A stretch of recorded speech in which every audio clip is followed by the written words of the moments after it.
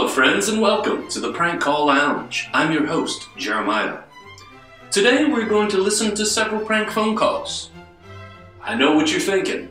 Not those crazy heavy breathing masturbation calls. No.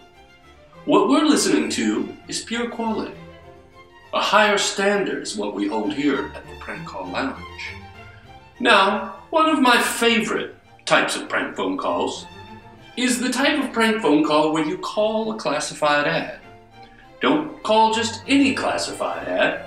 You know, like those ones to join a terrorist group, or assault rifles, or police badges, or some pretty lady looking to cuddle at 3 a.m. You don't want that. What you want, friends, is a musician. Yes, you heard me, a musician. Why a musician, you ask? Why a musician? A musician is the perfect target because 98.2% of musicians don't have their shit together. Now, what I mean when I say don't have their shit together, they're not going to call the cops. Nobody wants to go to jail at 2 a.m. because some son of a bitch called you and said they're going to shave your hamster. You hear me? So musicians are the prime target. This next call we're about to listen to is to a man who ran an ad to be a singer. Just so happens I know this guy. Not real well, but well enough to save him from himself. So when you hear this, friends, you'll understand where I'm coming from. My man needed some help. Now, when I've played this for some of my friends, they didn't like it. Didn't like it one bit. They said, "You're an asshole." And I said, "Touché." Because that's what you have to say sometimes when you act like an asshole. I've accepted it. I'm moving on. So Tone Deaf McGee here, well fuck, I'll let you listen to it. Enjoy from the Prank Call Lounge. That's fucking badass. Hello? Yeah, is this the vocalist? Yeah? Hey, how you doing, buddy? My name's David. I'm in a pretty serious band. We play a lot of gigs, make some good cash. Where do you live? All around, man. That's where we're at. We go everywhere. It's good stuff. Let me ask you this. What's your style, man? What's your beat? What do you sound like? Well, I sound like just about what you need. What kind of vocals you looking for? What kind of stuff do you folks do? We do a little bit of soft gospel mixed with some good stuff. Yeah? Well, I can sing now where you folks practice at. Let me hear you. I mean, can you give me a little something? Not on the phone. I mean, No, maybe like a C arpeggio or something. You know, just run through the scales with me. Yeah. Not for the preacher, not for his wife, not for his boys and girls. He's working on his life. He's working on his life. He's working on his life. All right. Hey, what's your name, buddy? Tom. Tom?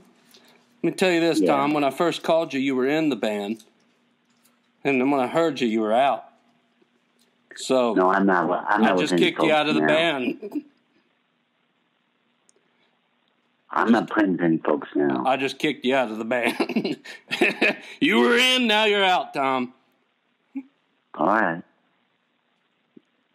Good talking with you. Yeah. I hope the next band you're in lasts at least 4 minutes. All right. Take care. Not for the preacher, not for his wife, not for the boys and girls. He's working for his life. Goes out to you, buddy. You tried. Sure, you sounded like a cat stuck in a fucking leg trap, but you tried. Good hustle. I respect that.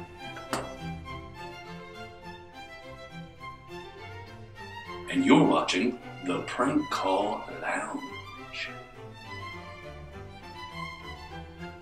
After 6 or 7 cups of coffee, we like to come back and listen to another prank call. Now this next call is for somebody else looking to join a band. What a coincidence. So he's trying to join a band. I call him at 3 a.m. And one of the greatest parts about calling someone at 3 a.m. is you can change your story. And this son of a bitch won't know. Hell, I've even answered a pair of socks in the middle of the night before and be like, I don't know. So that's one advantage to 3 a.m. calls. A disadvantage to 3 a.m. calls is if you don't know the person, you might go to jail. Make sure that you know the people you're calling, or that someone you know knows the person you're calling, so you can talk them out of calling the cops later. Just so happens I knew a guy that knew a guy that knew this guy, and he was not happy. He actually wanted to fight, but we worked it out. We're square now. Hello? Hello, Steve? Yes. How you doing? This is David Jenkins. Tommy quit the band. I hate to call you this late, but this is the only time I'm home. We got to finish out. We got a tour coming up this spring, Steve. Man, do I know you? Steve. Oh, I'm sorry. I was sleeping. It's like... Come on, man. Are you going to try out for the band? Seriously, man, because we're good. And I thought you were good. Every once in a while, there comes a time in a man's life when he needs to step up to the podium. Now's your time, Steve.